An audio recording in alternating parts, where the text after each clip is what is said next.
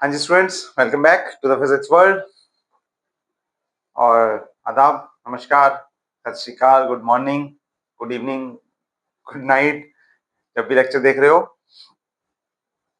हाँ बेटा, हम मैग्नेटिक फील्ड वाला चैप्टर कर रहे थे, ठीक है। उसमें एम्पियर्स लॉ हमने सीखा था, उसकी एप्लीकेशन भी सीखी थी। अब हम मैग्नेटिक फील्ड वेक्टर का एक बड़ा ही इंपॉर्टेंट एस्पेक्ट देखेंगे। बहुत इंपॉर्टेंट प्रॉपर्टी एक देखने वाले हैं, जिसमें हम पढ़ेंगे divergence of a magnetic field vector. Divergence, this is basically Gauss law in magnetostatics, है ना।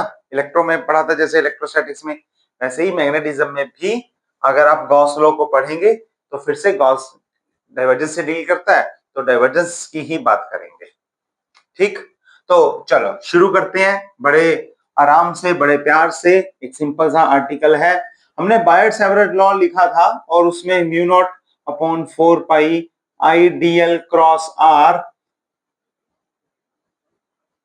Cap divided by r square करके हमने एक small magnetic field due to a small current element लिख ली थी। ये बायट-सैवर्ट लॉ है, सभी को मालूम है, ठीक है। अगर इससे टोटल मैग्नेटिक फील्ड निकालनी हो तो हम क्या करते हैं, इसका लाइन इंटीग्रल कर देते हैं, ठीक। क्लोज भी लगा सकते हो, जो भी आएगा पूरे में निकाल सकते हो। और वो कितना आ जाता है, म्यू नॉट अपॉन 4 पाई आई मैं बाहर रख लेता हूं और बाकी रख लेता हूं इंटीग्रेशन के अंदर, which is d l cross r cap divided by r square. So this is your formula for total magnetic field. Small current element ले रहे हो तो स्मॉल लेंथ एलिमेंट है, जिसकी मतलब जिसमें करंट आई जा रहा है, तो इस तरह से लिखते हैं। उसी को इंटीग्रेट करोगे तो टोटल मैग्नेटिक फील्ड आ जाएगी, इतनी है।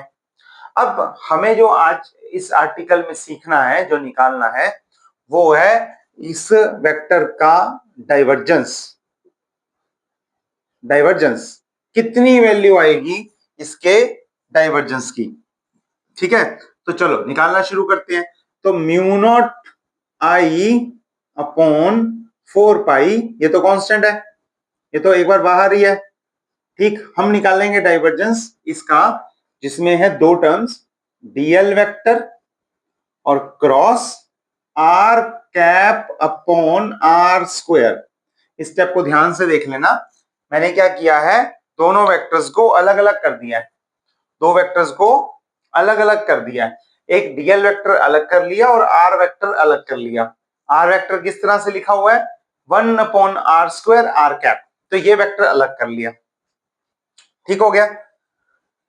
अब क्या करेंगे, एक सिंपल सा फॉर्मूला लगाएंगे। एक सिंपल सा फॉर्मूला है कि अगर आप डेल डॉट, नहीं डॉट ले रहे हो, डॉट ले रहे हो, ए वेक्टर क्रॉस बी वेक्टर देख रहे हो, ए वेक्टर क्रॉस बी वेक्टर का अगर आप ऐसे देखते हो डाइवर्जेंस, तो वो क्या होता है, पहले बी को बाहर निकाल लो और ये डॉट प्रोडक्ट किसके साथ देखेगा, ये देखेगा del cross a, curl of a के साथ, ठीक है।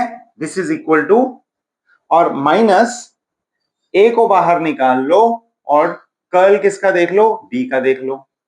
तो बड़ी सिंपल सी थ्योरम है ना।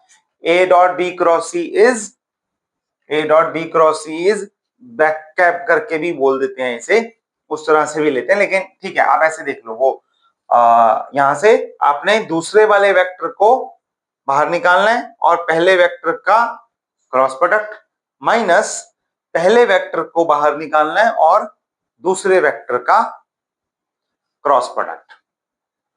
इज इट ओके, ठीक हो गया, कोई दिक्कत वाली बात नहीं है।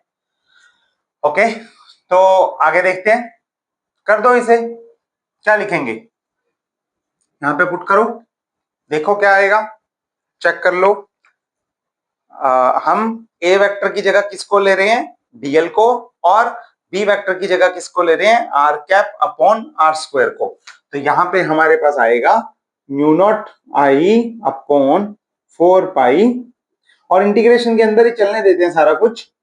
तो पहले हम इसको r cap upon r square को बाहर रखते हैं, डॉट प्रोडक्ट में लेते हैं डेल क्रॉस डीएल,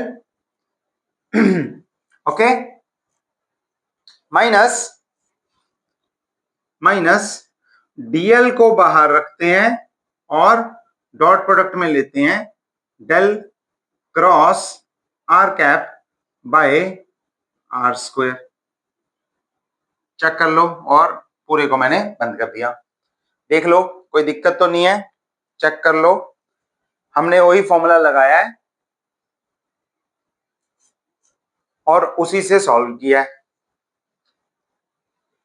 तो वैल्यूज निकाल लो। अच्छा, इसकी वैल्यू क्या होगी? इसकी वैल्यू क्या होगी? डेल क्रॉस डीएल, इसकी वैल्यू क्या होगी? इसकी वैल्यू होगी 0। क्यों 0 होगी? क्यों 0 होगी? क्योंकि डीएल एक लेंथ एलिमेंट, जो हम स्मॉल करंट लेंथ एलिमेंट लेते हैं, वो एक्स वाई जेड पे डिपेंड ही नहीं कर रहा। एक्स वाई जेड उस पर आ ही नहीं रही उस तरह से, ठीक है। तो क्योंकि वो it is not dependent on this x y z coordinates, तो अगर करली एक्स करली बाय करली एक्स करली बाय करली वाई करली बाय करली जेड वाला देखोगे फैक्टर, तो क्या आएगा? 0 आ जाएगा, ठीक है। तो ये फैक्टर, ये वाली टर्म हमारी कट गई। कौन सी टर्म बच गई? सिर्फ ये वाली बच गई। अब इसमें भी एक बड़ा प्यारा रिजल्ट है, वो आप देखो। मैंने आपको सिखाया था, हमने किया था gradient of 1/r, gradient of 1/r, gradient of r power n किया था हमने, आपको याद होगा। और उसका मैंने फॉर्मूला आपको लिखवाया था n r n minus 1 r cap, ठीक है। अब अगर n को आप -1 पुट कर दो, तो gradient of 1/r is gradient of r power -1। वो कितना हो जाएगा? -1 बाहर डिवाइडेड बाय -1 इज -2, तो r पावर 2, और ये हो गया साथ में r कैप, ठीक है। तो ये जो r cap upon r square है, और अगर इस माइनस को अंदर ले जाएं, इस माइनस को अंदर ले जाएं, तो मैं अगले स्टेप पे इसे कर दूंगा, अगले स्टेप में कर दूंगा। अगर इस माइनस को अंदर ले जाएं, तो ये जो फैक्टर है, ये क्या चीज है? This is gradient of 1/r। तो हमारा एक्सप्रेशन बन जाएगा μ0i अपॉन 4 पाई, और इसको मैं लिख रहा हूं dl dot del cross del dot del cross dl dot del cross, this is minus r cap by r square, is del of gradient of 1/r, gradient of 1/r, ठीक है, हो गया। और gradient of curl of gradient of something, result आपको पता है, curl of a gradient of a vector, gradient of a vector is always 0, always 0, कुछ पूछना ही नहीं है इसमें, ठीक है। और मैक्सिमम ये 0 है, तो ये 0 तो मतलब 0 इंटू एनीथिंग 0, तो ये टोटल एक्सप्रेशन हो गया हमारे पास 0। That is divergence of B is equal to 0, divergence of B is equal to 0।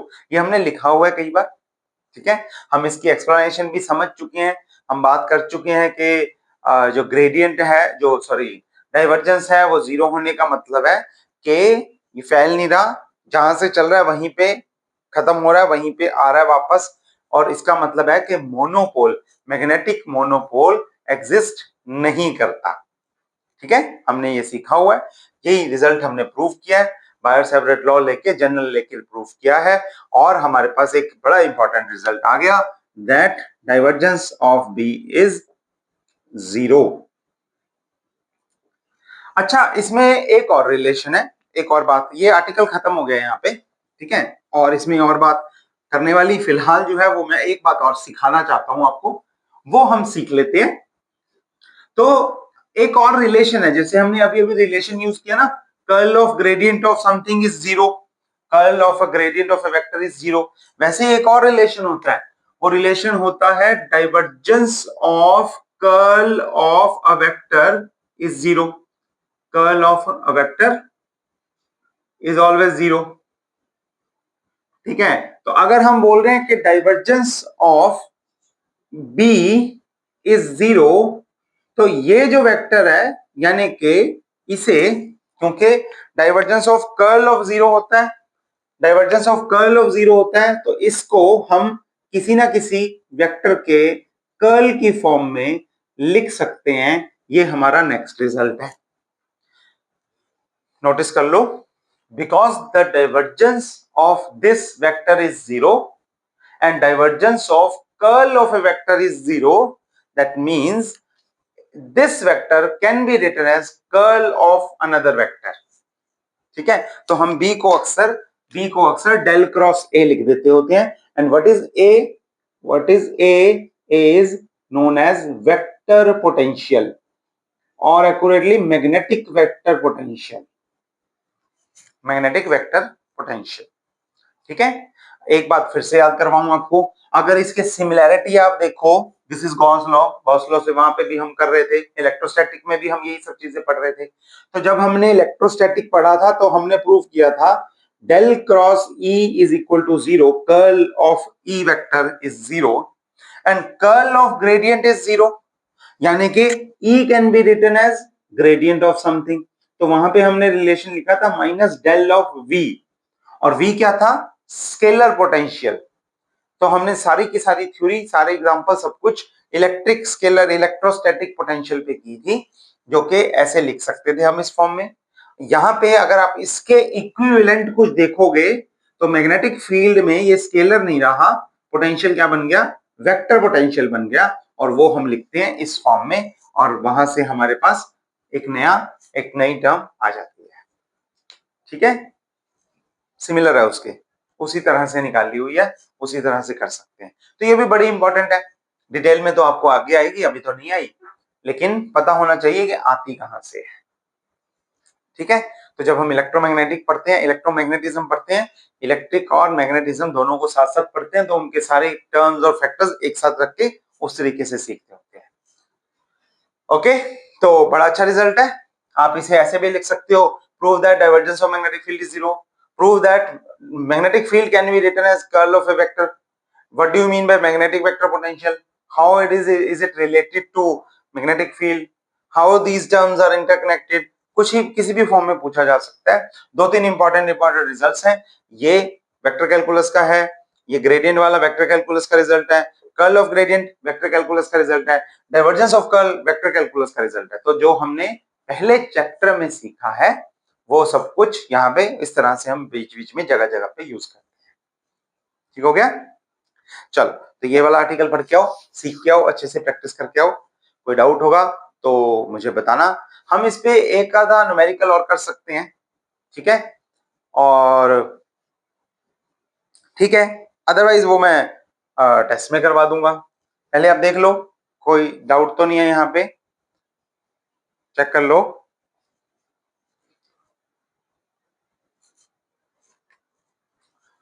और बस इतना ही है, कुछ डाउट हो तो चैट में डाल देना मुझे।